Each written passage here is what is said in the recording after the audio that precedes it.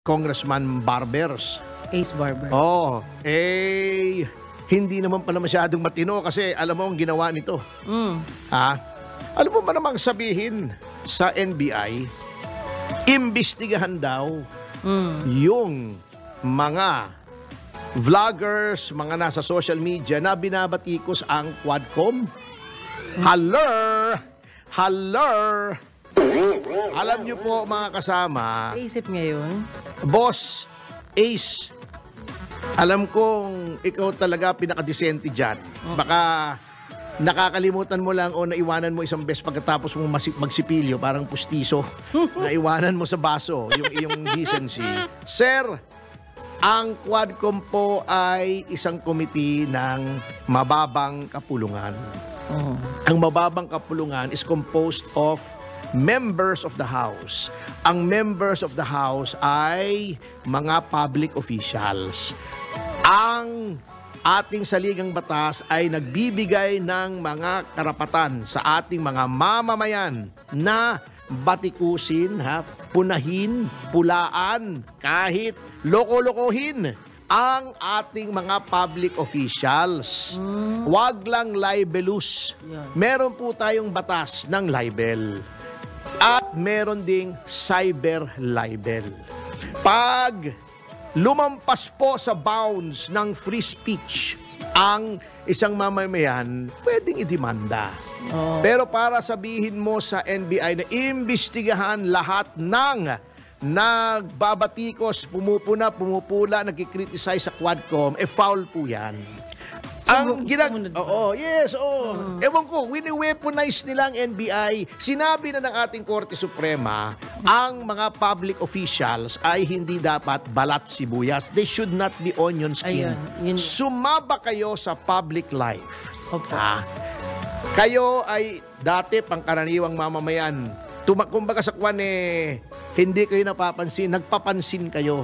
Tumayo kayo.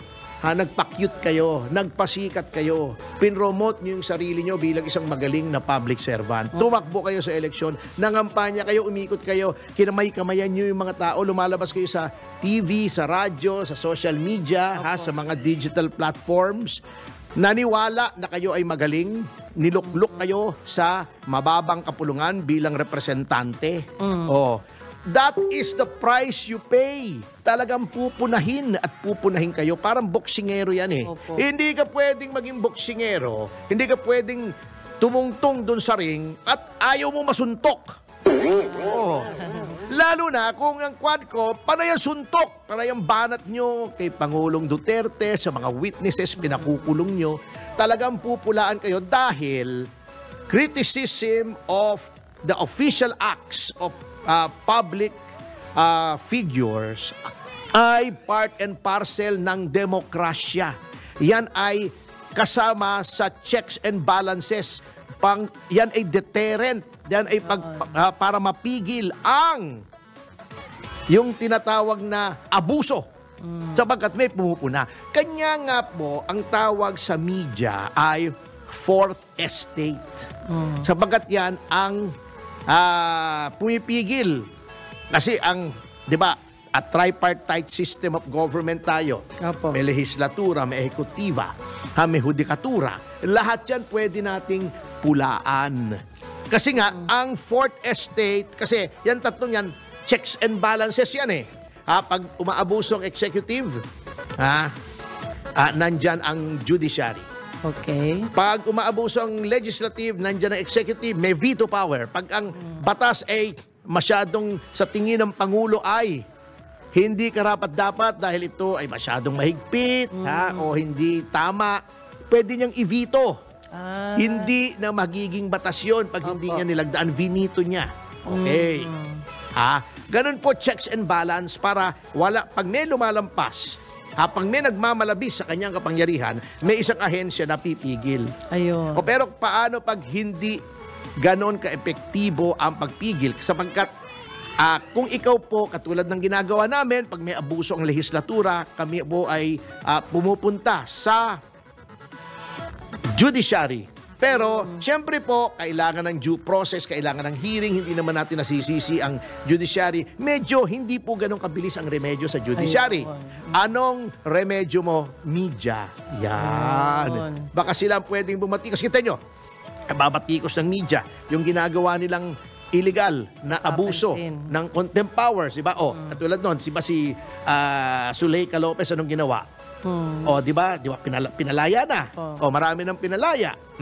Yan po ang role ng media. Kaya nakalagay sa konstitusyon, no law shall be passed abridging the freedom of expression or of the press. Ng press, ng prensa, ng media, or of the right of the people to peaceably assemble, to petition the government for redress of grievances. Ano pang hindi pwedeng pigilin? Yung pagtitipon-tipon ng mga tao, katulad ng mga pulis, hinaharang yung mga tao sa EDSA. Hindi naman pala nananakit, ano? Alin? Yung nagkagulo nga, saan ba yun? Hindi, yun yung mga leftist organizations, yung mga tinatawag, yung iba siguro ron, Communist Front Organization, yun ang nakipagbugbugan sa pulis. Yung mga pro-Duterte ay maayos naman. Hanggang sigaw-sigaw lang yun. Ganun po yun, hindi nyo pwedeng pigilin yung. Kaya nga, sa ating bansa, may tinatawag na freedom parks, katulad ng Liwasang Bonifacio. May batas po tayo dyan tungkol sa freedom parks, hindi mo na kailangan ng permiso. Sapagkat when you ask for permission, to that extent, nakokontrol ang iyong freedom to assemble o freedom of assembly. Yan. Okay. So, yung ginagawa mo, Mr. Barber, bawiin mo na yan, baka mawala ang bilib sa iyo ng maraming tao. Hindi lang naman ako bilib sa iyo. Pag may nakakausap ako, ang laging sinasabi, si Barber ang pinakamaayos dyan. Pinaka-decente dyan, hindi nang aabuso, mahinahon lang. Pero yung sasabihin nyo, kasi natatawa nga ako Alam mo, Jubes, minsan yung mga tao na nabibigyan mo ng poder, akala mo, mga Diyos-Diyusa na sila Eto example. Noong ako ang abogado ni Dargani at saka ni Lincoln Ong dun sa Farmally. Kamakailan lang ito. At ang chairman ng Senate Blue Ribbon Committee ay si Gordon. Sinabi ko, kinriticize ko ang Senado, sabi ko ito'y kangaroo court. Bina-violate yung mga rights ng kliyente ko. Akala mo, sabi ni Gordon, binabastos mo yung committee. Pwede kang i-cite in contempt. Sabi ko, go ahead. Pero basahin mo muna, mag-aral ka muna doon sa ibig sabihin ng contempt powers ng Senado o any of its committees. Ang contempt power po ay nandoon sa Constitution at saka nasa Senate rules ninyo. It should have been committed within the halls of the Senate. Pinatawag ka roon, dumalo ka, may ginawa ka na sa tingin nila ay contemptuous, iko-contempt ka. Hindi naman ako nasa Senado. Nasa labas ako. Hindi nyo ako resource person. Hindi nyo ako witness. Nasa labas ako. I was exercising my right to free speech. Tinawag ko kayong kangaroo court. Kahit gaano kasakit sa inyo yung sinabi ko, ay hindi pwedeng contempt. Kung tingin nyo libelous, demanda nyo ako ng libel. Dinitirair ko siya. Demanda mo ako ng libel. Contempt. Di go ahead. Di magmukhang engot ka dyan. Pinapakontempt mo yung taong wala naman not before. It should have been that contemptuous act should be committed before or so near the committee para ito ay hindi respetuhin. Dinitirair ko siya. Sabi ko, buwan-buwan, sinasabi ko yan sa X, yung Twitter pa dati. Gordon, kailan mo ako di-declare in contempt?